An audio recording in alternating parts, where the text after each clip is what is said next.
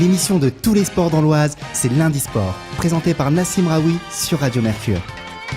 Bonsoir à toutes et à tous, très heureux de vous retrouver en direct pour un nouveau numéro de Lundi Sport. Nous sommes ensemble jusque 19h sur le 93 FM, radiomercure.fr et en live vidéo sur la page Facebook. Le FC Chambly a un pied et 4 orteils en Ligue 2, vainqueur de Cholet jeudi. Les Camblysiens, deuxième de national, comptent désormais 12 points d'avance sur le troisième à 6 journées de la fin. Le FCCO pourrait être promu mathématiquement dans 15 jours lors de la réception de Marignane Gignac. La montée, on y croit, aussi dur comme fer au Bouc-Volet, désormais deuxième de National 2. Hier, les Beauvaisiens ont dominé Hérouville-Saint-Clair 3-7-1. Il faudra un sans faute jusqu'en fin de saison pour espérer une montée en élite. Au programme également de l'équitation avec notre anonyme de la semaine, du cyclisme avec des fortunes diverses pour Arnaud Desmar et Rudy Barbier, du basket et du handball avec la bonne opération des Lions de Compiègne. Tout ça et bien d'autres choses avec Christophe Prudhomme ce soir. Salut Christophe. Bonsoir à toutes, bonsoir à tous, bonsoir Nassim. À tes côtés, Olivier Schwartz. Salut Olivier. Salut Nassim et salutations à tous mes vrais gens. Samedi au gymnase Jacques Duclos de Persan aura lieu la 9e nuit des combattants dont Radio Mercure est partenaire officiel. Pour en parler, nous recevons dans ce studio le Méruvien Mohamed Karbal, champion du monde de K1 en titre. Bonsoir Mohamed. Bonsoir à tous. Et aussi nous sommes au téléphone avec l'organisateur du gala Hassan Azaf. Bonsoir Hassan. Bonsoir Nassim. Là c'est l'émission de radio qui parle de tous les sports dans l'Oise, c'est Lundi Sport sur Radio Mercure.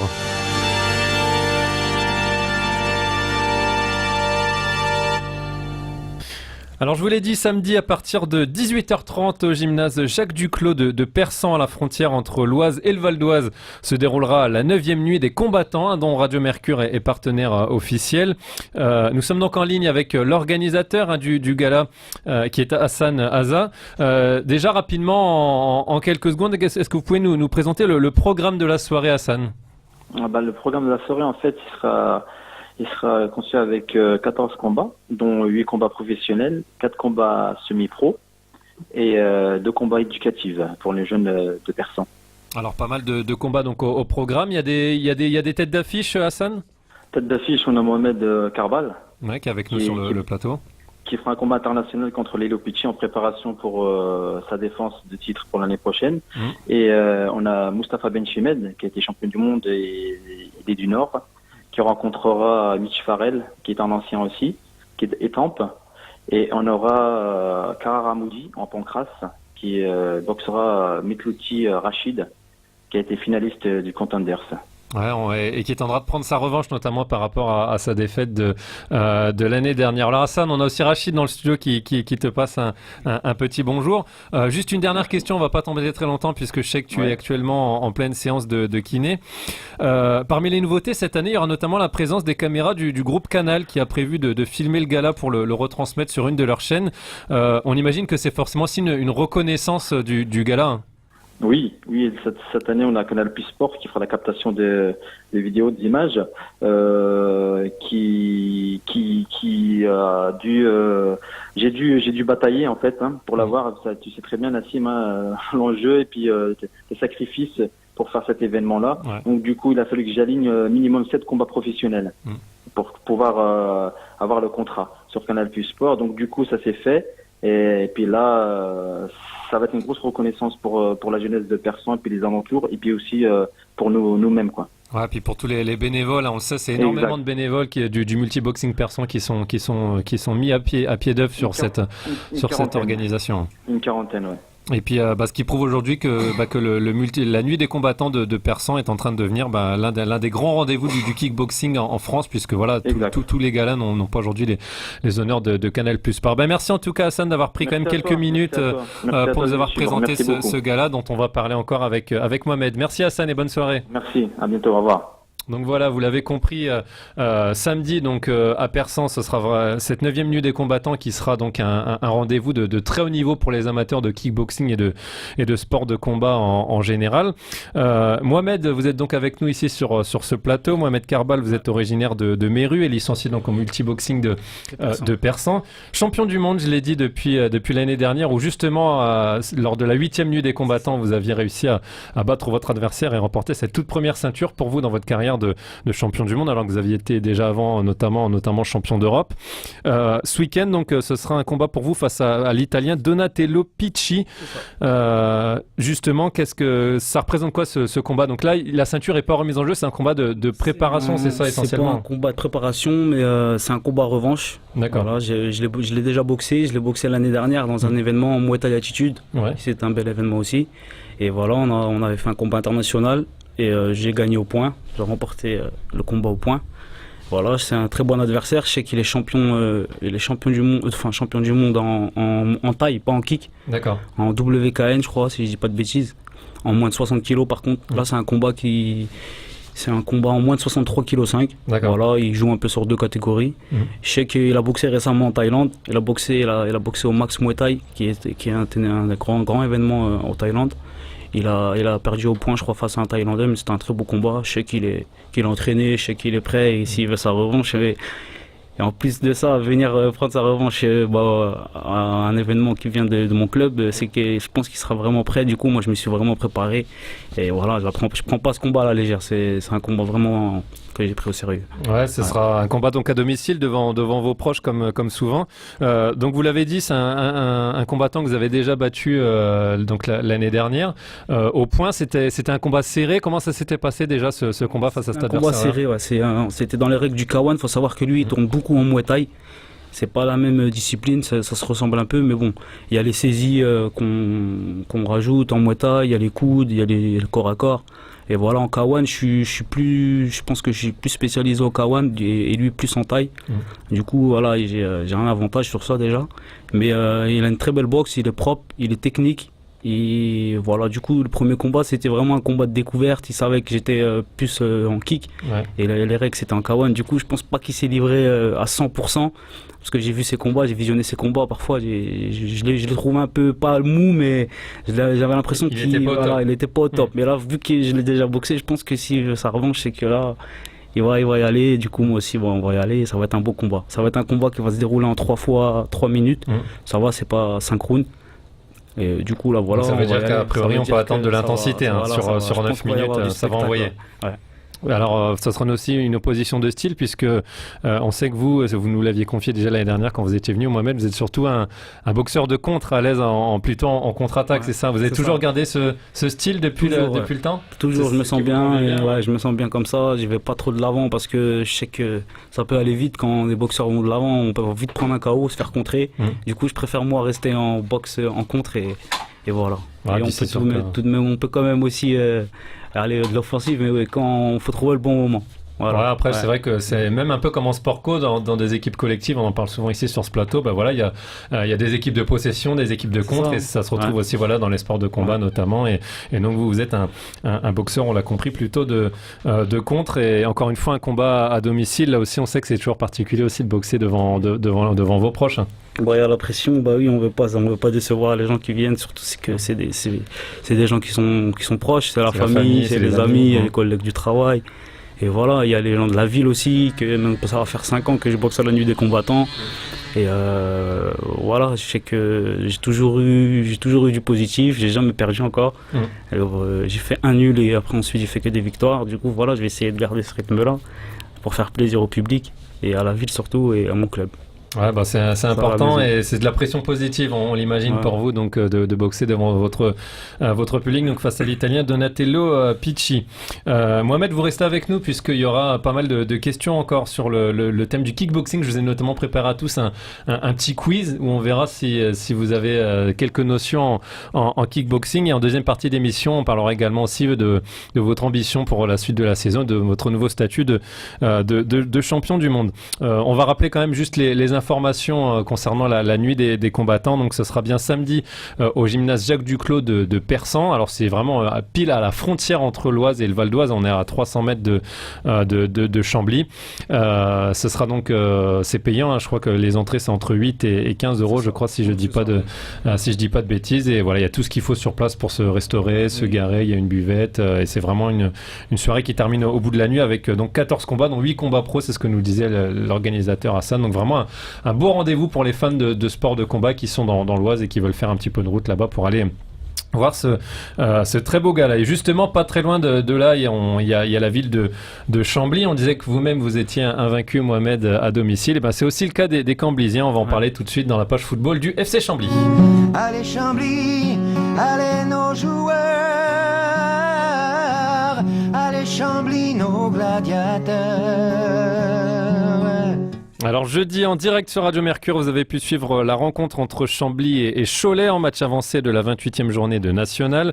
Rapidement mené 1-0 après un but du Choletais Sango, les Camblisiens ont su renverser la vapeur en 60 secondes avant la mi-temps grâce à Mehdi Guézoui qui a inscrit là son tout premier but sous les couleurs du FC Chambly et Joris Correa, le meilleur buteur du club qui a mis je crois son 11e but de la saison.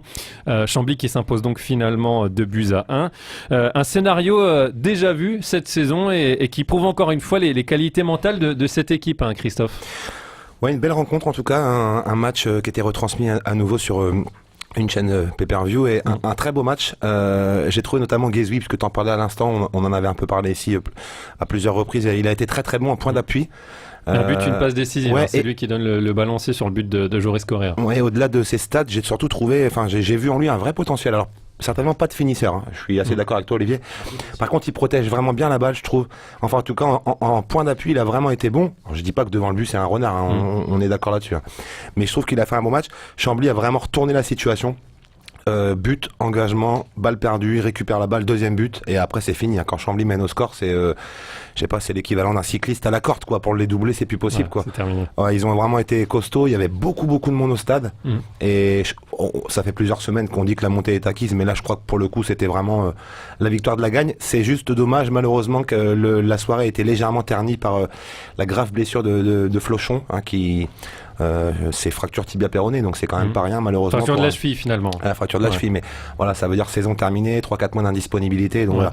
C'est sûr que la fête a été un petit peu gâchée par rapport à ça, mais au niveau de l'intensité, c'est ce que je vous mettrais, hein, j'ai envoyé un petit message à Bruno Lozzi, je lui mettais derrière solide, au milieu agressif et devant remuant, enfin on peut pas faire mieux, quoi. C'est du grand Chambly, quoi. Ouais, comme depuis le début de la saison, hein, s'ils en sont là, c'est pas par hasard les Camblisiens. Pour finir sur le sujet de Sébastien Flochon, tu l'as dit, donc le milieu de terrain victime d'un tacle à la 90e minute, hein, d'un adversaire qui a d'ailleurs été expulsé sur le coup et qui a donc été opéré dans la foulée d'une fracture bimalléolaire, donc de la cheville a priori, même si on avait créé un premier temps peut-être une fracture tibia péronée, en fait c'est un tout petit peu plus bas pour les spécialistes. Donc effectivement saison terminée et ça fait plusieurs mois d'indisponibilité. Rapidement il y a eu une phrase de Bruno Luzzi dans les journaux qui a dit de toute façon il sera avec nous en Ligue 2 la saison prochaine, et ça c'est généralement dans la lignée du FC Chambly qui a régulièrement conservé ses longs blessés. Ils ont toujours tenu parole jusqu'à présent, donc nul doute qu'a priori Flochon effectivement sera toujours de la partie la saison prochaine. Pour enchaîner sur le sujet, évidemment cette saison on le disait en introduction, en comparaison un peu avec Mohamed, Chambly au Stade des Marais, ils sont invaincus à domicile, 15 matchs, c'est 11 victoires, 4 matchs nuls. C'est une performance qui est rare à ce niveau. Elle avait été réalisée, c'est les confrères je crois du Parisien qui avaient sorti la stat dans la semaine, seulement par Vannes il y a plusieurs saisons maintenant, mais c'est quelque chose qui est assez rare quand même en national. Et toi qui connais bien ce championnat, Olivier, pour l'avoir suivi pendant des années avec Beauvais, c'est quelque chose qu'il faut souligner, la solidité de Chambly à la maison, et c'est probablement ce qui leur permettra de monter en Ligue 2 en fin de saison. Ouais, c'est un basketteur américain que la première année où le COB Basket était joueur en Pro B à Beauvais, il s'appelait Chris Coleman, et il disait si vous voulez faire une bonne saison, il faut vous faire respecter à domicile. Et c'est vrai que c'était une mentalité anglo-saxonne que moi j'avais découverte quand j'avais 10 ans, et c'est ce que Chambly fait dans son championnat, et c'est pour ça que Chambly est devant. Après, si nos amis du Parisien font la comparaison avec Vannes, c'est encore une mauvaise comparaison, parce qu'on a déjà fait la comparaison avec Évian, Arles-Avignon, et j'en ai oublié. Mais c'était juste sur le fait que Vannes avait réussi à terminer une saison nationale sans perdre ils à la avaient maison. fait une saison exceptionnelle avec notamment Samaritano aux avant-postes. Ils avaient gagné 0-4 à Brisson contre Beauvais, je m'en souviens. Mais rappelez-vous, mais ils n'étaient pas montés. Si, ils sont montés, bien sûr qu'ils sont montés. Bien sûr, ils ont fait 2 ils ans. n'ont pas terminé 4e. Mais non, Vannes, ils ont joué 2 ans en Ligue 2, au moins 2 ou 3 ans en Ligue 2, mais rappelez-vous comment Vannes a terminé. C'est encore des comparaisons qui sont un peu... Si à Chambly il y a des superstitieux, c'est moi qui suis un peu superstitieux, franchement pour moi c'est pas des bonnes comparaisons. Faut éviter de se comparer à ces clubs qui ont fini par déposer le bilan et qui se sont retrouvés à jouer jusqu'en CFA2 ou en DH. Voilà, mais mais bien sûr que... C'était pas une comparaison par rapport au club, c'était juste sur le fait que... Est-ce qu'il y a une équipe qui avait déjà réussi à terminer un championnat? Mais bien sûr que si vous voulez réussir dans votre championnat, il faut se faire respecter à la maison, c'est ce que Chambly fait, et c'est pour ça que Chambly va monter en Ligue 2. Alors au classement, Chambly conserve donc sa deuxième place et profite du revers de Laval à Dunkerque pour prendre 12 points d'avance sur les Lavallois, 3e à 6 journées de la fin du championnat. Les Camblysiens à ce rythme pourraient être promus mathématiquement en Ligue 2 dans 15 jours à domicile face à Marignane-Gignac. On rappelle que les deux premiers du national montent directement en Ligue 2 et le 3e fait un barrage aller-retour face au 18e de Ligue 2. L'entraîneur du FC Chambly, Bruno Luzzi, en expert des montées depuis des années, croit savoir que le plus dur est fait. Savoir monter, c'est dans des moments importants, être fort dans ces moments-là. Il y a des moments pour creuser. Moi, c'est ce que je leur avais dit, les gars, si on bat Cholet, le lendemain, il y aura quelque chose à Dunkerque, parce que je le sentais bien, parce qu'on les a vécus, ces choses-là. Et donc, il y a des moments clés où il faut appuyer, des moments où il ne faut pas perdre. Là, quand on a fait 3 matchs de suite, on a quand même joué successivement Laval, à Lyon-Duchère, à Cholet. Ça fait que tu joues quand même le 3e, le 5e, le 6e. C'est des gros matchs, quoi. C'est dur d'enchaîner ça, mais le calendrier nous proposait ça. C'était le moment d'accélérer, d'appuyer. On a pris 7 points sur 9. Voilà, on a bien bossé. Donc j'ai envie de te dire, voilà, on est récompensé, on reprend 3 points à Laval, pardon. Et voilà, c'est une juste récompense des efforts fournis par les joueurs et le groupe. Alors voilà, c'était Bruno Luzzi donc au micro de Brahim Raoui. Vendredi, ce sera un déplacement à Sannois-Saint-Gratien qui est avant-dernier à 7 points du premier non relégable. Les Franciliens n'ont gagné qu'une seule fois au stade Michel Hidalgo, donc à domicile cette saison. Formalité pour Chambly, le match à Sannois vendredi, messieurs. Moi, je pense que ça. J'avais fait la comparaison avec le match à Drancy parce que je pense que Sannois est une équipe qui ressemble beaucoup à Drancy. Déjà, ils sont pas très loin géographiquement. Et pas très loin au classement non plus. Pas très loin au classement. Équipe de région parisienne. Mais comment Drancy en ce moment fait des résultats intéressants. Parce que je crois qu'ils ont encore accroché un gros là. Le Mans un peu partout. Un peu partout, c'est ça. Oui, j'avais oublié comment. Mais Sannois, comme tu dis, Sannois cette année sont en grande difficulté et comment. Non, je pense que même Chambly peut aller chercher les 3 points, mais même au moins accrocher un nul face à une équipe qui joue sa survie, ça serait, vu la situation, serait un excellent résultat pour Chambly. Christophe, sur le Sannois-Chambly de vendredi. Ouais, et à mon avis, ça va quand même. Ils vont chercher le match nul, à mon avis, et puis si la victoire peut arriver. Et puis je pense qu'ils capitaliseront aussi, entre guillemets, sur la blessure de leurs camarades. On est toujours surmotivé quand on a eu comme ça un gros coup dur dans la semaine. C'est une équipe qui sait se mobiliser, et je pense qu'ils feront pas 2 fois la même erreur que cette défaite sèche à Drancy 3-0 il y a un mois et demi maintenant. Ouais, et puis aussi, ce qui est important de noter, c'est que, je le disais, en cas de victoire à Sannois, Chambly pourrait valider la semaine d'après, donc à la maison face à Marignane-Gignac, la montée en Ligue 2 mathématiquement.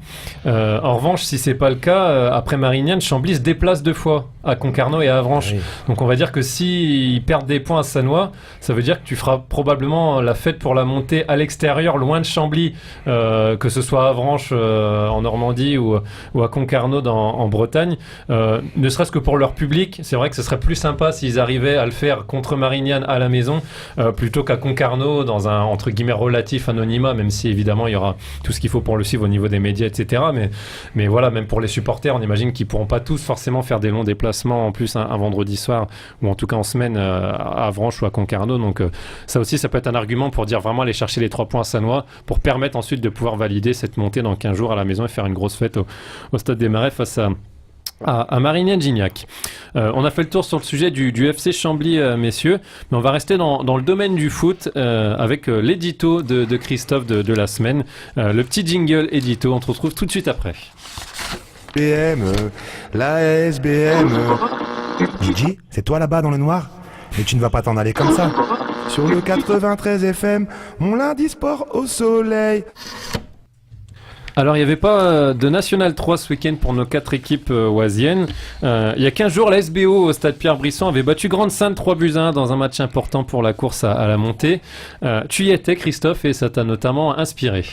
Oui, j'y suis allé, effectivement. J'ai assisté avec toi, Nassim, on était à côté l'un de l'autre à ce match, et ça m'a rappelé vraiment les bons souvenirs que j'ai eus étant gamin comme ça à Beauvais. Ça faisait longtemps que j'avais pas vibré autant, même si je suis allé les voir plusieurs fois cette saison, mais ça n'avait pas la même saveur, et voilà, cette fois-ci, ça a vraiment été un vrai kiff, comme on dit.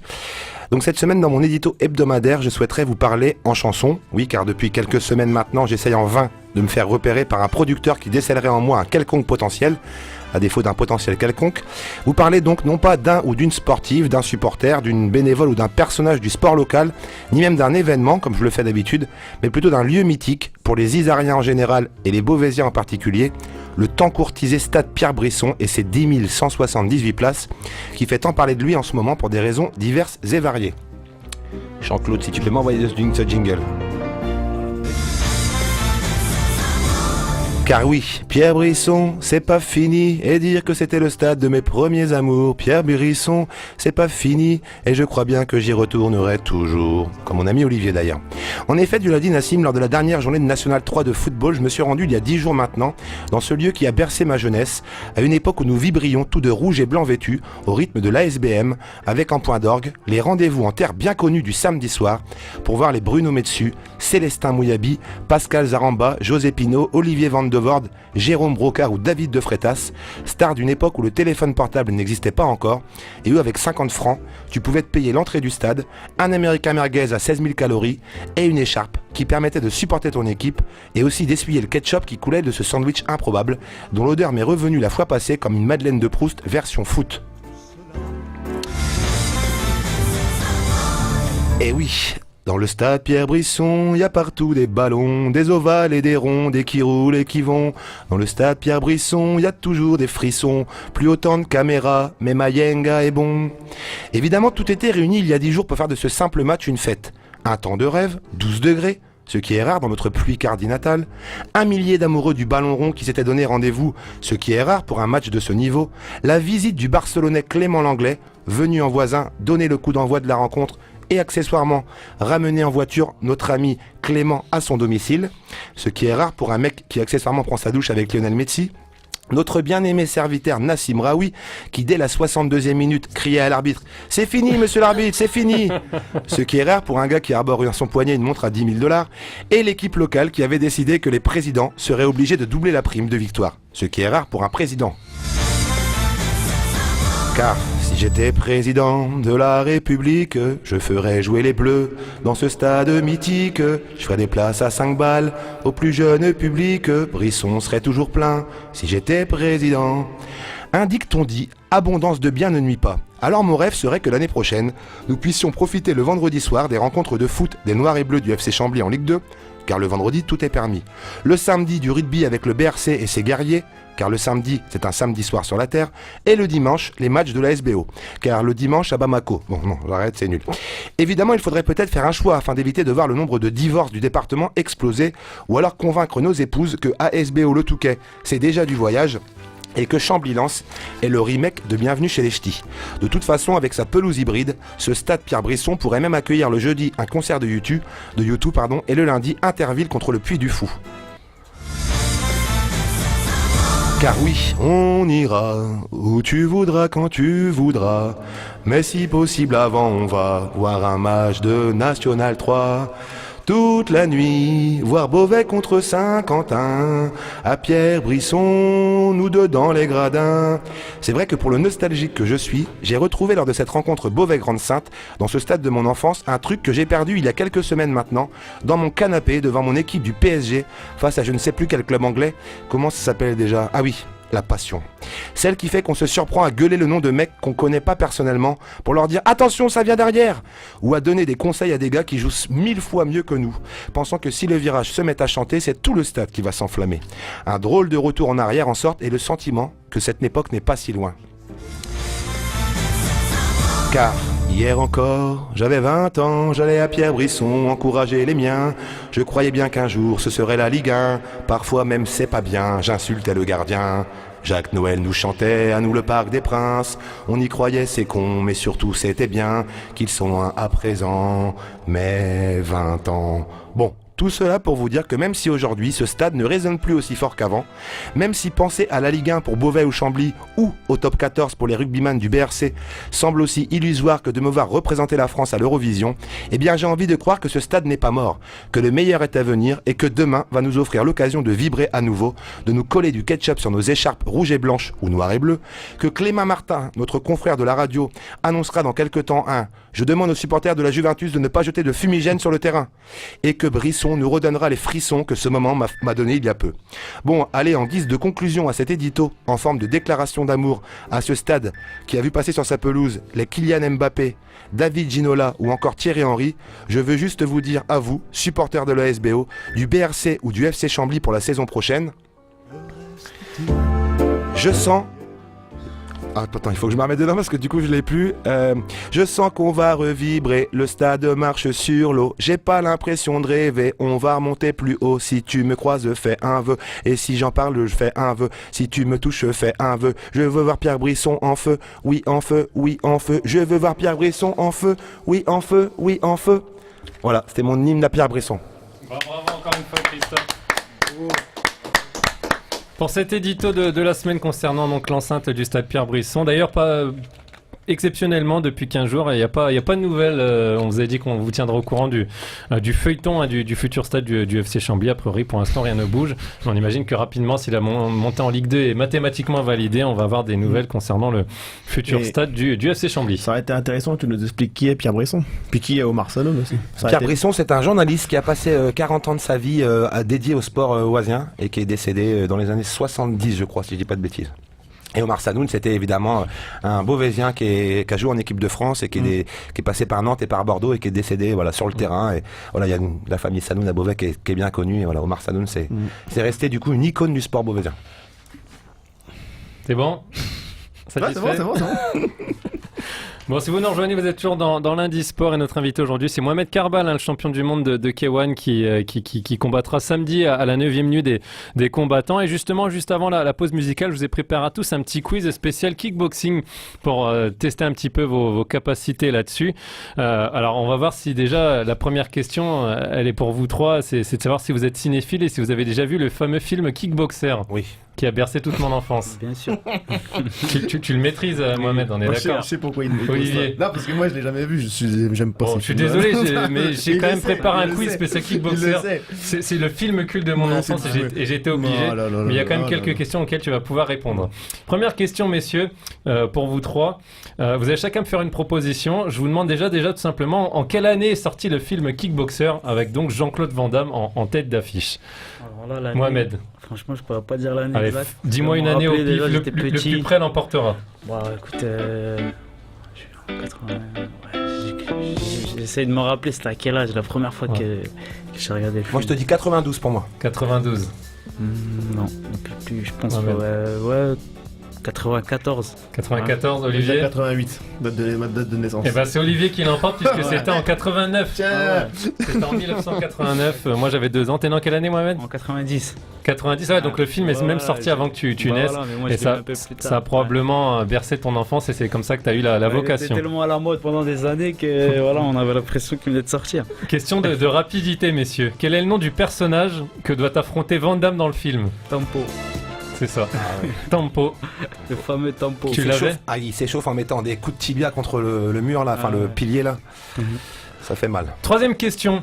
On va le faire même si Christophe vient de m'exploser ma question. Quel est ce bruit? Un tibia contre un poteau. Donc si Christophe, c'est Un tibia contre un poteau. Voilà, le mec C'est ça. s'échauffe tranquille en se cassant le tibia contre le poteau à l'ancienne quoi. Et Van Damme, il voit ça, il flippe, il a les gros yeux derrière. Normal. Et du coup, c'est exactement ce que fait avant chaque entraînement Mohamed Karbal au multiboxing de Persan, c'est ça? Ah, je serais Les coups de pas tibia dans Moi, le poteau en béton. J'avais assisté tibia, là. à son échauffement. Et, Ah, moi, t'étais là, en plus tu y étais à la 8ème nuit des J'ai assisté combattants. à son sac. D'ailleurs, t'étais impressionné. Ouais, j'ai été choqué. Outré même, je crois. Ça fait, ça fait 2-1-0. un point pour tout le monde. Ouais. Olivier, Ah, il y a non, deux. non, il a un, Christophe. Ouais, un point pour tout le monde. Est-ce que vous savez comment on dit le guerrier blanc en langue thaï? Netsuko. Natsuko. Netsuko.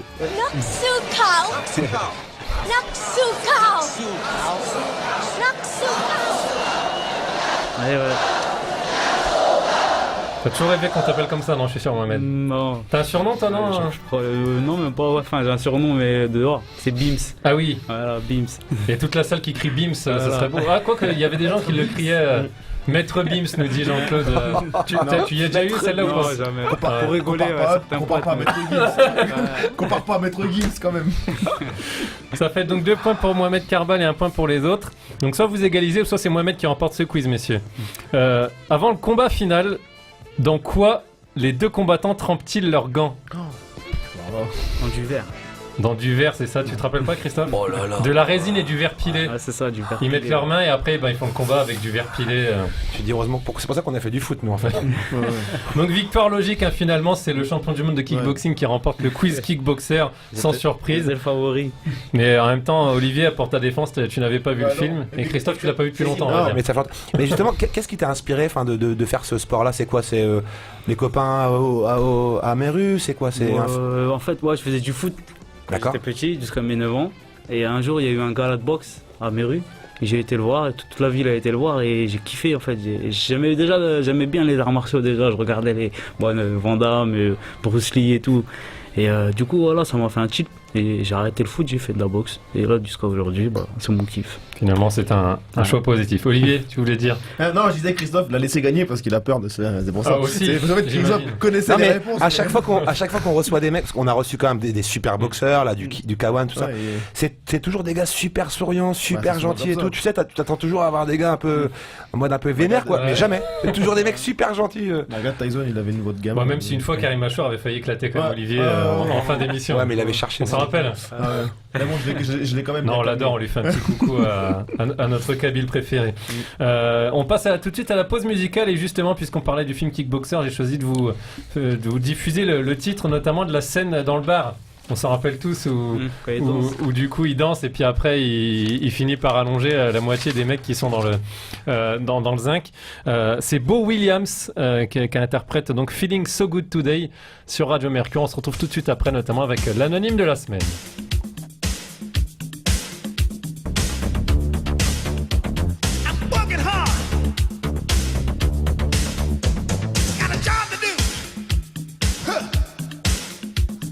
On y va. Ah, je vois cette scène là avec Jean-Claude Van Damme qui se déhanche là et son entraîneur là qui vient un peu le provoquer en lui disant qu'il y a la moitié des mecs dans le bar qui l'ont insulté. Ça finit en belle salle à Bourg-Pif.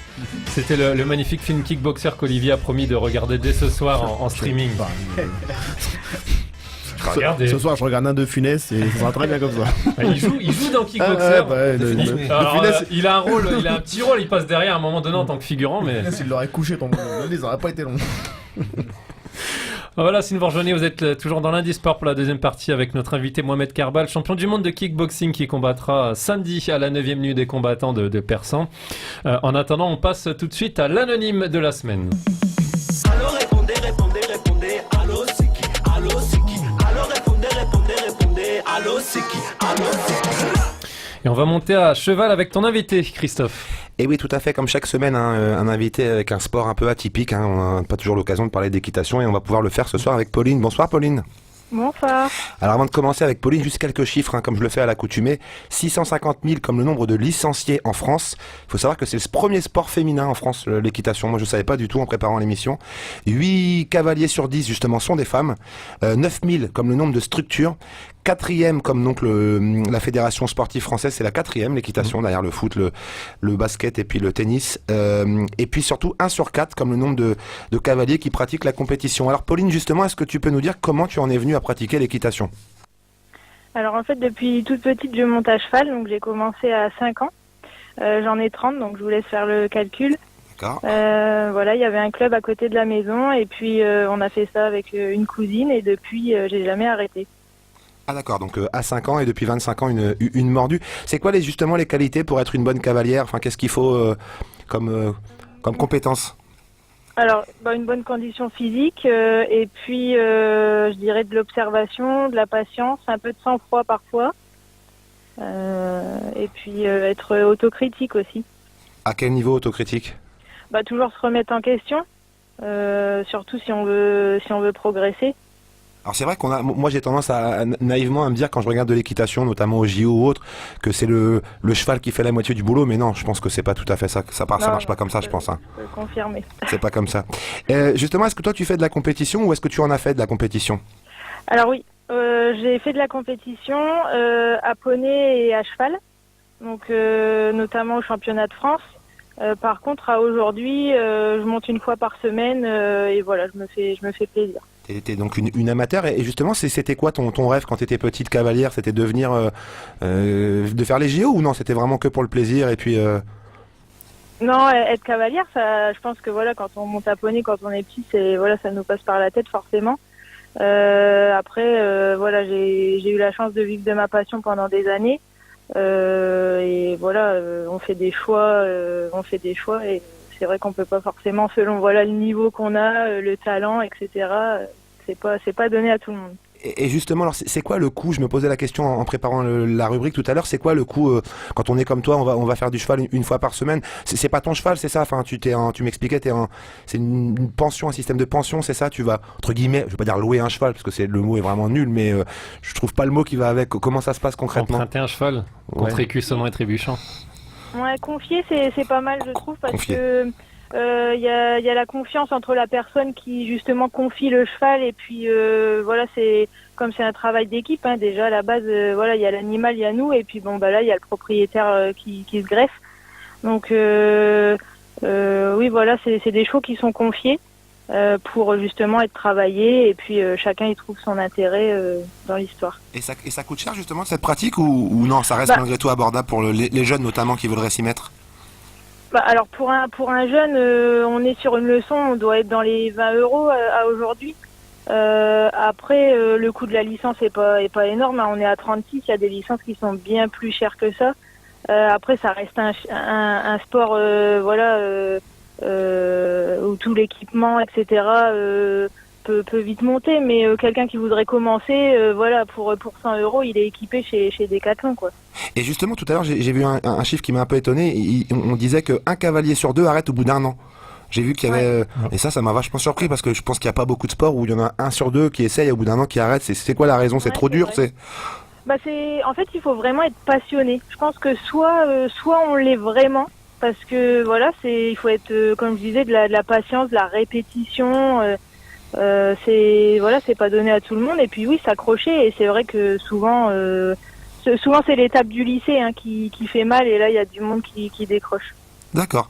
Eh ben écoute, en tout cas c'est bien. On va passer, Pauline, si tu le veux bien, à ce que j'appelle moi les questions en rafale. T'avais une question, je crois, Nassim, tu me parlais de... Oui, j'avais 2 questions juste vite fait pour vous. Bonsoir Pauline. Bonjour. La première, c'était le nom de votre cheval du coup. Succès. Bon, ça porte bien son nom. Et la deuxième, c'était plus par curiosité. Est-ce que vous avez un lien de parenté avec Frédéric? Oui, tout à fait, c'est mon cousin. D'accord, qui est arbitre de foot, c'est ça? C'est ça, tout à fait. Ok, parce qu'il arbitre régulièrement en National 3, justement, Senlis, Chambly ou Lesgo. Nassim, il connaît tout sur tout, d'accord. C'est pour ça que je te disais qu'en fait, le nom de famille me disait quelque chose quand Christophe m'avait présenté donc son invité du jour, et voilà, c'était juste par curiosité plus ou moins mal placé, Christophe. Et par galanterie, t'as vu, il a pas cité le nom, il a pas osé, mais il n'y a pas de secret. Mais je le ferai parce que il sera dans mon quiz, ce sera l'une des questions. Ah, d'accord. Donc les questions en rafale, Pauline, et on te remercie évidemment. C'est toujours un peu les mêmes questions que je pose à tous mes invités chaque semaine. Est-ce que tu es bonne ou mauvaise perdante? Même si là, en équitation, il n'y a pas forcément de gagnant ou de perdant, mais... Si, il y a des gagnants et je suis mauvaise perdante. Une mauvaise perdante. C'est marrant, j'en étais plutôt sûr. Tu es plutôt rivière... Là, je fais le gars qui se la raconte. Ouais. Tu es plutôt rivière ou Auxerre-sur-Bidet? Auxerre-sur-Bidet. Tu sais ce que c'est, Nassim, ou pas? C'est une ville, non? Non. C'est le nom des obstacles sur le parcours. Ah oui. Quand tu fais du... Rivière aussi, c'est une ville d'ailleurs. Auxerre-sur-Bidet. Dans le Nord, c'est vrai que c'est vrai. Vaut-il mieux un cheval qui a un fort caractère ou un cheval hyper docile? Qui a un fort caractère. C'est vrai? Oui. Si je te dis un cavalier qui surgit hors de la nuit, tu me dis? C'est Zorro. Zorro, ok. En un mot, l'équitation, c'est? Du plaisir. Ah, ça, c'est bien résumé. Plutôt Kevin Straught ou Guillaume Canet? Guillaume Canet. Et je crois d'ailleurs que tu as eu la chance de le rencontrer au jumping à Chantilly l'année dernière. Hein. Ouais. Il est bon ou pas? Ah, il est bon. Ouais. Et il est beau ou pas? Et il est beau. Il a tout pour lui, c'est énervant. T'es plutôt étalon ou pouliche? Pouliche. Est-ce que tu penses qu'un nouveau Rosier, parce que j'ai vu cette histoire en préparant aussi un peu l'émission, la famille Rosier, je pense que tu connais, Thierry a été champion olympique est-ce que tu penses que Thierry Rosier peut être champion olympique à Tokyo en 2020? Oh oui. Parce que son père Marcel a été champion olympique en 76 et son frère Philippe a été champion olympique en 2010. Histoire de famille. T'imagines, on pourrait avoir 3 champions olympiques dans la même famille. Où seras-tu, Pauline, dans 10 ans? Où je serai à la montagne. Ah, écoute, on va peut-être te recouper avec un autre invité qu'on a eu il y a un mois ou deux qui nous avait dit la même chose. Jérôme, il s'appelait, il faisait de la plongée, je me souviens. Il faudrait faire peut-être je sais pas si ça se fait de l'équitation plongée aquatique, je sais pas, c'est compliqué, non? Du water polo. Du cheval. Du water polo. Elle descend de la montagne à cheval. Ah, pas bête. Ou la hip-hop. Ah, on a un champion. Et on va faire une dernière question. Qu'est-ce qu'on peut te souhaiter comme cavalière pour l'année à venir, Pauline? Pour l'année, plein de belles balades. Plein de belles balades. Bah, écoute, en tout cas, merci d'être venu nous parler avec passion de ta passion, justement, l'équitation. Et puis voilà. Merci à vous. Merci à toi. Merci, Pauline. Bonne soirée. Merci, au revoir. Merci voilà à Pauline, donc cavalière amatrice, et à toi Christophe pour avoir trouvé donc cet anonyme. Vous avez déjà fait du cheval, Mohamed?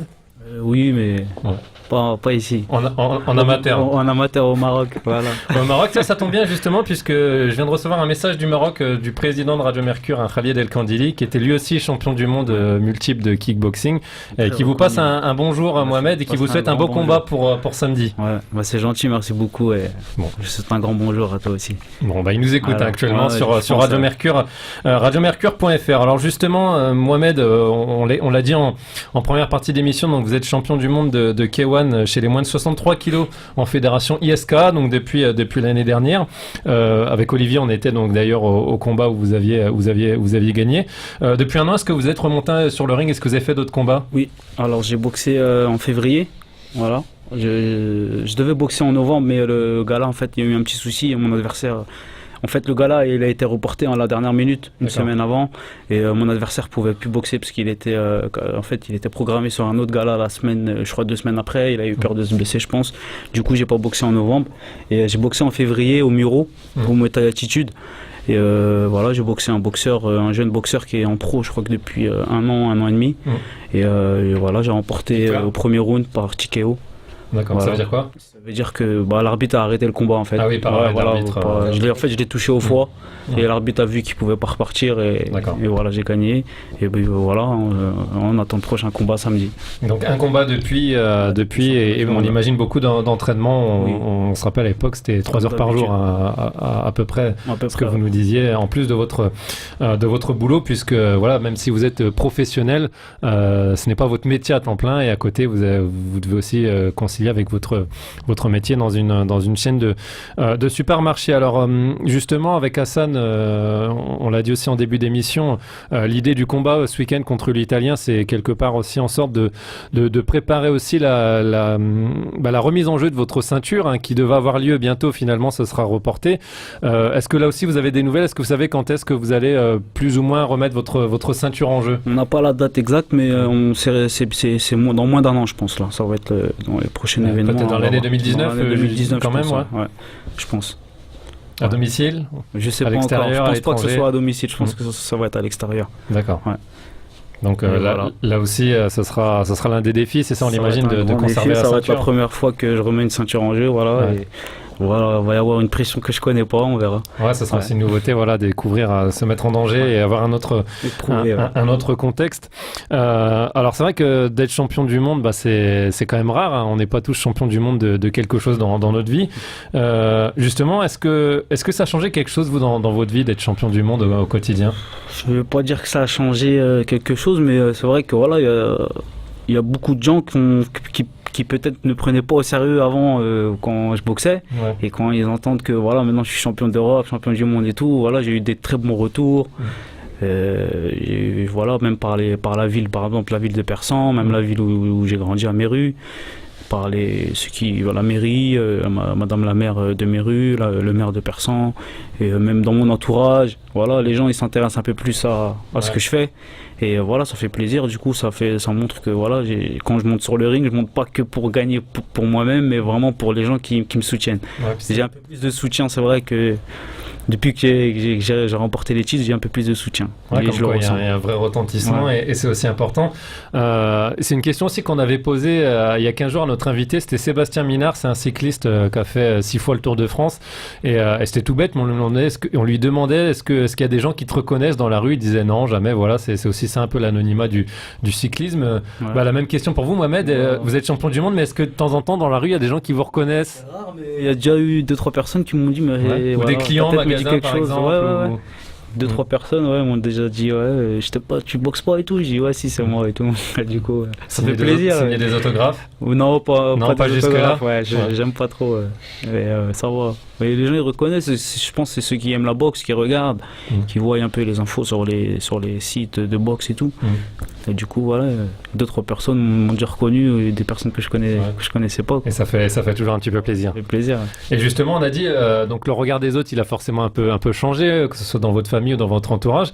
Est-ce que vous-même, vous avez peut-être un peu aussi changé? Parfois, on dit, voilà, il va prendre la grosse tête, ou au contraire, peut-être même encore plus proche, peut-être des jeunes au club. Est-ce que ça vous a un peu changé aussi personnellement, ce titre? Non, je pense pas. Les gens qui me connaissent le diront aussi, mais non. Je suis quelqu'un de très discret déjà à la base. Et voilà, je suis content. Voilà, je suis champion du monde. J'ai eu la chance de participer à des combats comme ça. Voilà. Et on a gagné, on est content. Mais voilà, je le revendique pas trop. Je le crie pas sur tous les toits. Et je sais que voilà, c'est un sport où du jour au lendemain on peut perdre la ceinture. Non, voilà, je monte pas ma ceinture à tout le monde. Mais voilà, je suis quelqu'un de très discret. J'essaye de rester un peu à l'écart. Je préfère. Ouais, c'est une simplicité et qu'on apprécie aussi sur Radio Mercure. C'est vrai que ça fait 3 ans, je crois, qu'on vous reçoit à chaque fois avant la nuit des combattants et on vous a vu devenir champion du monde. On était aussi très fiers et voilà, Christophe le disait tout à l'heure, c'est vrai qu'on a régulièrement des invités sympas ici et c'est agréable aussi de les faire connaître aussi aux auditeurs et au grand public. Moi, ce que j'aime beaucoup, c'est dans ton discours, c'est il parle beaucoup des autres. On a gagné, la ville de Persan, la mère de Méru. Enfin, on sent que voilà, c'est une équipe derrière, quoi. C'est pas alors qu'on pourrait tirer la couverture à soi, champion du monde de kick, c'est quand même pas rien, surtout quoi. En individuel. Voilà, et j'aime bien moi ce discours, voilà, qui est assez, qui est très fédérateur et voilà, c'est vraiment je trouve une belle image du sport. Donc bravo, on entend parfois parler de Méru avec des points de vue pas toujours positifs. Et là, quand on a un bel exemple comme ça, c'est bien de le mettre en valeur aussi, quoi. C'est vrai que d'un gamin de Méru qui réussit, c'est important. La question, je la posais tout à l'heure à Hassan. Est-ce que de boxer aussi devant les caméras de Canal Plus Sport, ça change quelque chose, parce que là aussi c'est un retentissement différent. On sait qu'on va passer à la télé, mais non, pas grand chose. Je suis déjà passé à Canal Plus Sport sur des autres galas, des autres événements. Mais donc là c'est une première à Persan. Ça serait pas une première pour toi devant la télé, forcément. Mais bon, voilà, c'est pas. On oublie la télé quand on est sur le ring, on oublie même le public. On est vraiment concentré dans sa bulle. Voilà, on est dans sa bulle et voilà. Du coup, il n'y a pas une pression en plus, non. Bon, le rendez-vous, c'est donc samedi à partir de 18h30. Il y aura donc le combat de Mohamed face à l'Italien Picci. Ce sera donc au gymnase Jacques Duclos de Persan, juste après la frontière du département de l'Oise. Mohamed, vous restez avec nous jusqu'à la fin de cette émission. On passe tout de suite au coup de cœur, coup de griffe. Coup de cœur. C'est de toute beauté. Coup de griffe. Oh, pourquoi ça pue? On va commencer avec toi, Christophe, et après être monté à cheval et être monté sur le ring, on va cette fois-ci monter sur le vélo. Et donc le coup de griffe de la semaine, il est pour la performance mitigée d'Arnaud Desmar sur la classique flandrienne Gand-Wevelgem que j'ai regardé hier. 3e l'an passé de cette épreuve World Tour, le coureur sprinter de la Groupama FDJ. Donc notre petit Beauvaisien s'est classé 67e des routes belges à une semaine du Ronde, comme on dit, du Tour des Flandres. Il a jamais pu suivre le rythme de cette course remportée par Alexander Christophe et il termine à plus de 8 minutes du vainqueur. Bon, ça lui fait un bon entraînement, je pense, malgré tout, à l'approche du Tour des Flandres la semaine prochaine et de Paris-Roubaix dans 15 jours. Toujours à la recherche d'une première victoire en 2019, lui qui en avait gagné 8 en 2018, notamment une étape de Paris-Nice, malgré 3 podiums depuis le début de saison. Voilà, espérons qu'Arnaud Desmar retrouve rapidement ce qu'on appelle des bonnes jambes dans le vélo pour faire briller à nouveau les couleurs de son équipe. Ouais, début de saison mitigé forcément pour lui, il n'a pas encore levé les bras et on sait notamment aussi qu'il ne sera pas sur le Tour de France. Donc la saison dernière déjà ça avait été aussi mi-figue, mi-raisin, même si lui à la fin avait estimé quand même que le bilan était positif. Pour l'instant le début de saison il est compliqué donc pour Arnaud Desmar. À noter que sur cette course, donc Gand-Wevelgem, le premier français c'est Adrien Petit qui a terminé 6e, un coureur de l'équipe Direct Énergie. Il a été notamment licencié 2 ans à Nogent-sur-Oise en 2009 et 2010 et je crois aussi de souvenirs qui participe régulièrement notamment au cyclocross Arnaud Coyot. Adrien Petit, donc quelque part on va dire qu'il y a quand même une satisfaction semi-oisienne sur ce Gand-Wevelgem. Ton coup de cœur de la semaine, Christophe? Écoute, ça fait plusieurs fois que je les mets en coup de cœur. On les a mis en coup de griffe pas mal de fois en début de saison. C'est la victoire du Compiègne Handball ce week-end. Victorieux 25-23 ce samedi dans la salle teinturier de la Lanterne Rouge Lagny. Le CHBC se donne de l'air dans son championnat national 2 masculine en remontant la 9e place avec 30 points au classement. Il semble déjà loin le temps où fin janvier, au sortir d'une 9e défaite en 11 journées, L'ancien coach David Ruch se disait très inquiet pour la suite de la saison de son club. L'intronisation aux commandes des frères Michel et Laurent Le Thor par le président Langelet a donc produit, au-delà des espérances, un électrochoc salvateur pour cette équipe ça nous fait plaisir. On est partenaire de ce club. Prochaine journée donc pour le CHBC, un déplacement ce samedi à Saint-Ouen-l'Aumône, actuel 3e avec 6 longueurs d'avance sur le CHBC. Donc bravo à vous Compiègne, c'est tellement difficile de se remonter, de repartir après un début de saison galère que vraiment chapeau les gars quoi. Ouais, ils sortent de la zone rouge, tu l'as dit, donc 9e à un point seulement aussi du premier relégable. C'est un championnat serré, extrêmement serré, puisqu'au final entre l'avant-dernier premier relégable et le 5e, il n'y a que 4 points. Compiègne, ils sont aujourd'hui à portée de tir du 5e, mais ils ont également un point d'avance seulement sur l'avant-dernier. Donc il n'y a rien de fait jusqu'au bout. Il y a une série exceptionnelle là pour sortir de la tête de l'eau et de la zone rouge, mais il va falloir encore ramer jusqu'à la fin de la saison pour aller chercher ce maintien qui ferait forcément beaucoup de bien à tous les Compiègnois. Rapidement, quelques autres résultats de handball aussi pour les clubs du département. À noter en National 2 féminine, cette fois la victoire des filles du Bouc handball 28-22 chez le dernier Villiers. Les Beauvaisiennes sont 4e. Et en National 3 masculine, la victoire de l'Entente du Tel qui est 5e du côté d'Arras, 26-21. Merci Christophe pour ton coup de cœur, coup de griffe.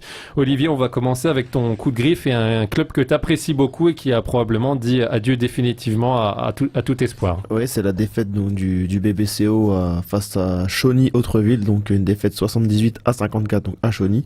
C'est leur 6e défaite de la saison. Ils sont 4e au classement, mais comme tu disais, vu le retard qu'ils ont accumulé sur les premiers, je pense qu'ils ont dit adieu à la montée. Moi qui croyais depuis dur comme fer à une montée surprise, je pense que ça va être maintenant très compliqué. Donc le BBCO, tu l'as dit, 4e de pré-national. La montée va se jouer entre Gouvieux et Chauny, en espérant que ce soit donc un club de l'Oise. Gouvieux qui arrive à tirer son épingle du jeu. Aujourd'hui, ils sont mieux placés.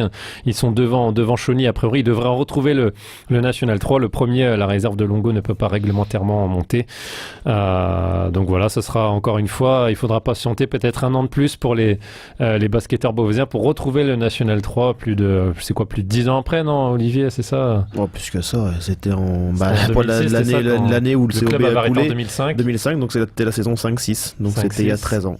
Et ils étaient retombés directement au niveau régional. Ils ont fait une saison, je crois qu'ils avaient fait, s'il y avait 30 journées, ils ont fait 30 défaites. Peut-être pas 30 journées, mais ils ont pas gagné un match. Donc près de 15 ans après, essayer de retrouver le niveau national. Quand on y pense, la dernière fois qu'il y a eu une équipe à Beauvais au niveau national, c'était en 2006. 2005-2006, ça commence à dater. Ça commence à faire effectivement un paquet d'années. Alors le prochain match, hasard du calendrier, enfin bizarrerie plutôt du calendrier, c'est dans un mois. Maintenant, il ne rejoue que le 27 avril à Nanteuil-le-Haudouin. Là aussi, c'est vrai que dans les sports de salle, cette saison, entre le handball et le basket, on se demande comment sont faits les calendriers, puisque des fois, les équipes ne jouent pas pendant 3 semaines, après, elles jouent 2 matchs, et puis elles ne rejouent plus pendant un mois, et voilà. Enfin, pour le rythme, on sait que c'est jamais terrible. Ils sont obligés de caser des matchs amicaux entre les deux, tu perds des joueurs, enfin voilà, c'est jamais...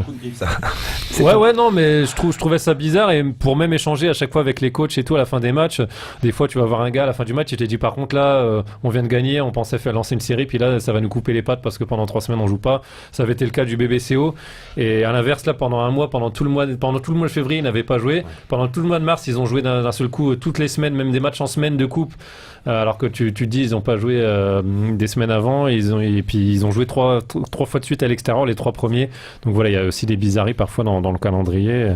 Au handball, il y a eu pendant le championnat d'Europe là ou du monde en France, déjà ils n'avaient pas joué pendant plus d'un mois, là ils vont pas rejouer aussi, voilà, c'est toujours un peu spécial. Quelques autres résultats pour les équipes de l'Oise en basket. En National 3, la défaite de Marny contre Dourges, 78-87, les Margnotins sont 8e. En National 3 féminine, 2 défaites, une de Lacroix qui est bon dernier à Neuville-en-Ferrin, 68-36, et Compiègne également 7e, qui a perdu face au Paris Basket Avenir, 62-68.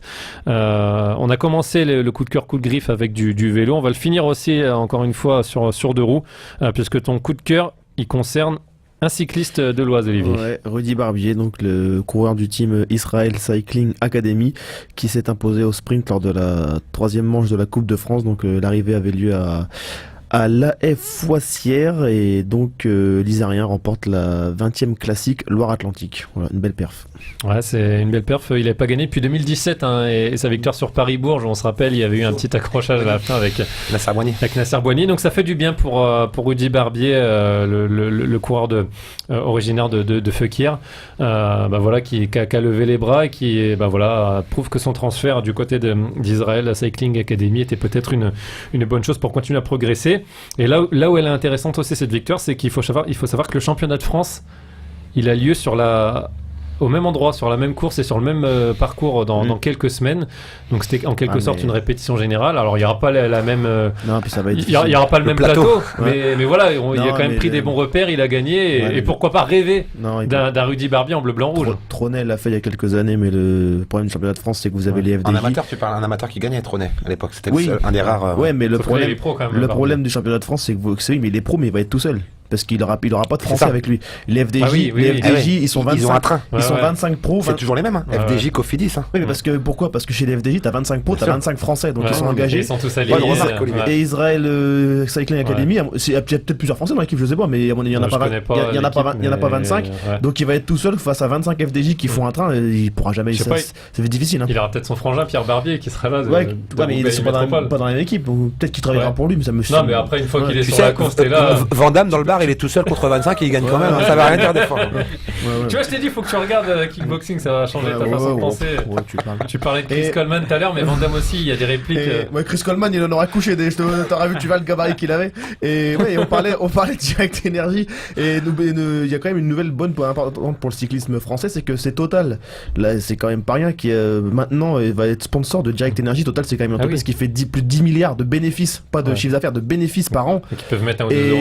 Et si Total alors pas des milliards, mais mettre pas mal de pognon dans le team Direct Energy, ça peut être bien pour le cyclisme français. C'est une bonne chose. D'ailleurs, ils seront sur le tour. On attendait, les deux wildcards Direct Energy, RKA, Samsic. Et par contre, du côté de l'équipe de Pinot, Vital Concept, ils font la gueule. Deuxième année de suite, il y avait que 2 places de toute façon. Et je crois que du coup, il y avait Cocard et c'est qui l'autre tête d'affiche Pierre Roland, il fera pas le tour du coup. Mais je veux dire, Total qui arrive dans le cyclisme français, c'est quand même une bonne nouvelle. Mais c'est fait du coup, je l'ai pas vu. C'est signé. Maintenant, ce sera pour l'année prochaine. Parce qu'en fait, Total a racheté Direct Energy, ça va devenir l'équipe Total Direct Energy. Et c'est quand même une sacrée entreprise, quoi. Donc. Bon, merci Olivier aussi pour ton coup de cœur, coup de griffe. On passe tout de suite au club partenaire sur Radio Mercure.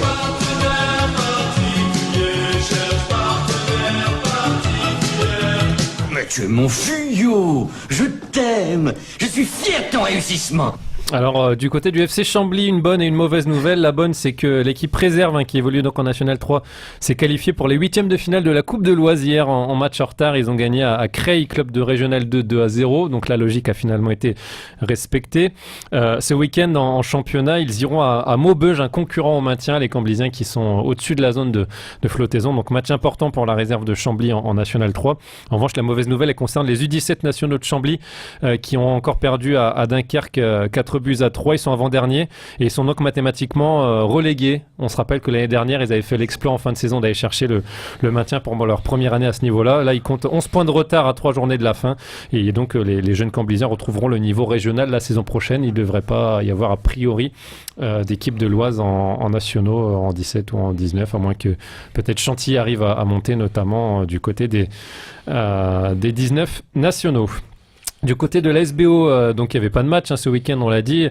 En revanche, le week-end prochain, ce sera samedi à partir de 18h, il y a un derby important en National 3. La SBO deuxième qui va se déplacer du côté de Senlis, qui est juste au-dessus de la zone rouge, mais qui est sur une série, je crois, de 4 défaites consécutives. Rapidement, en 2 mots, comment vous le voyez là, ce Senlis à SBO ? Moi, je m'attends à une grosse perf des Senlisiens. Parce que quand ils jouent Beauvais, ils sont surmotivés.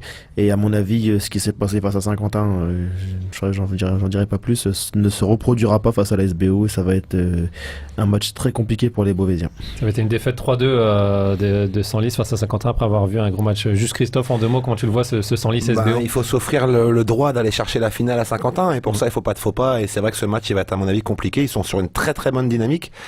mais je crois que ça va être compliqué quand même. J'espère que voilà, qu'ils vont pas malheureusement couper cette bonne dynamique en allant perdre là-bas, mais je suis assez d'accord avec Olivier, ça va être très difficile à mon avis. Après, si la SBO fait ce qu'ils ont fait face à Grande-Sainte, normalement, moi je parle parce que je suis beauvaisien, je suis pas sanicien. Tu penses que ça devrait passer, mais en face, il y a quand même une équipe isarienne qui joue sa survie. Donc match compliqué a priori du côté du stadium municipal. Mercredi dernier, il y avait eu une défaite de la réserve en match en retard de Régional 2 à Chambly-C 2-0. La réserve est 6e. On est d'accord, on s'étend pas plus là-dessus, Olivier ? Pas grand-chose à dire. C'est franchement... T'en le rappelles qui est dirigeant dans cette équipe de Chambly. Mais moi j'ai commenté pendant 1 an les matchs de la SBO, j'ai pas critiqué une décision d'aucun arbitre. D'ailleurs, tant que j'étais sur le banc, je critiquais jamais. Mais là, on a assisté à un arbitrage, franchement, blasé parce qu'on s'est fait voler. Ça arrive pas souvent, mais quand il y a plus de mots, quand ça arrive, voilà. Il y a pas de mots pour dire Ouais, non, mais franchement, quand vos gars se font arracher dans la surface et que l'arbitre siffle simulation, puis que un joueur de Chambly se prend un coup d'épaule dans notre surface et qu'elle siffle penalty, voilà, c'est comme ça. C'est le football, ça arrive. Il y a des injustices aussi dans ton sport des fois, non ? Ça arrive que tu crois que t'as gagné ça arrive. Hein. Ouais. Et des fois, il lève le bras de l'autre. En boxe aussi, ça arrive ça souvent. doit être dur, ça. Ah ouais. Ils sont pas contents. Parce que ça reste des sports où c'est des juges, où c'est du jugement. Des juges, il y a 3 juges. Ils votent à la fin comme à la boxe. Enfin, comme en boxe. Ils comptent les points, c'est pareil, c'est ça. Ils comptent les points, mais parfois tu comprends pas la décision. Même le public, des fois, t'entends, c'est pareil. C'est dans tous les sports, je pense. T'es régulièrement surpris, ça fait part du jeu, mais c'est vrai qu'Olivier, c'est vrai que je peux l'attester. En 1 an, t'as jamais critiqué une décision arbitrale, donc là, si tu le fais, c'est que je pense qu'effectivement. Non, bon, je le fais pas vraiment, mais il y a eu des fautes commises qui n'ont pas été sifflées. Parce qu'ils justifient pas forcément la défaite. Après, oui, non, parce que malgré ça, on aurait pu faire un résultat malgré ça. Donc tu te caches pas forcément derrière ça. Et également une défaite des filles de la SBO en R1 à Lillers, 3-2. Les filles aussi sont 6e. Un mot du BRC aussi. Alors le BRC n'a pas joué ce week-end, mais indirectement ils ont fait une bonne affaire puisque le BRC, donc qui est 4e de Fédéral 2, a appris cette semaine que Marc Ambarel, le leader incontesté de la poule, qui a gagné tous les matchs et qui a perdu une seule fois depuis le début de la saison, a été interdit par la DNCG de faire les phases finales pour un déficit financier. Et donc si c'est confirmé, puisqu'il y a encore un dernier appel qui doit être jugé normalement vendredi, ça libérerait quand même une belle place pour les phases finales, puisque en plus en terminant 4e, le BRC devait normalement affronter le premier au 2e tour Marc Ambarel sur le match décisif, et a priori si c'est une autre équipe, Beauvais pourra avoir un peu plus de chances de monter en Fédéral 1 que le contraire. Donc là, à suivre si c'est confirmé, mais en tout cas, ce serait une bonne nouvelle a priori pour les Beauvaisiens dans la course à la montée en Fédéral 1. On sait que parfois, pour monter, il y a aussi une part parfois de réussite ou de chance. On sait que ça peut être, pourquoi pas, cette décision qui concerne donc Marc Ambarel. Et enfin, un dernier mot du Bouc Volley qui a gagné donc contre Hérouville-Saint-Clair hier en National 2, 3-7-1. Une victoire qui permet à Beauvais de prendre la 2e place à 8 points du leader Calais qui compte un match de plus. Alors si le président du club a annoncé ici même que l'objectif est de finir 2e, le coach Grégory Patin croit lui à une possible remontada pour aller chercher la première place, seul synonyme de monter en élite. Ouais, moi je suis toujours, tant que mathématiquement c'est possible, moi j'y crois à fond. La première, la deuxième, certains parlent plus déjà de la deuxième, moi j'y crois encore à la première. Virtuellement on est à 5.2. Il faudrait qu'ils fassent une erreur avant qu'on les joue sur le dernier match. Ils n'ont pas l'air d'être d'accord avec ça parce qu'ils ont encore mis une tôle hier à Reims. Mais voilà, on engrange, on essaye de faire le travail le mieux possible et on verra à la fin. Donc vous l'avez compris, les Beauvaisiens qui n'ont pas leur destin entre leurs mains forcément, mais qui pourraient disputer un tout dernier match décisif, puisque le dernier match de la saison c'est Calais-Beauvais. Donc si à ce moment-là Beauvais est revenu au moins à 3 points de leurs adversaires, ils pourraient s'offrir une finale pour la montée en élite du côté donc du Pas-de-Calais. Dimanche, il y aura un gros déplacement à Reims qui est 4e pour les Beauvaisiens. Ils ont un gros calendrier là, ils vont aller jouer le 3e et le 4e.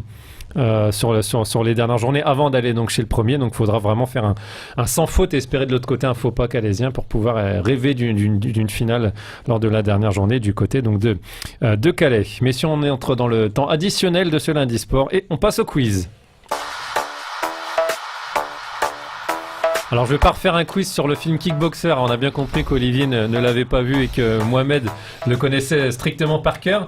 Je vous ai fait, comme d'habitude, un quiz un peu plus classique sur tout ce dont on a parlé dans cette émission. La première question, ça va être une question de rapidité pour vous tous.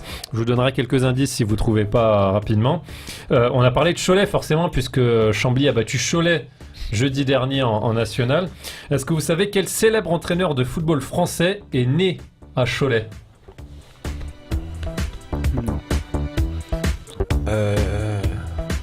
Genesio. Comment ? Genesio. Non, je vais vous donner donc un indice. Cholet, c'est pas très loin de Nantes. Bah non. Ciodo. Coco Ciodo, effectivement l'ancien pape du jeu à la nantaise. Le jeu à la nantaise. Qui effectivement est né à Cholet.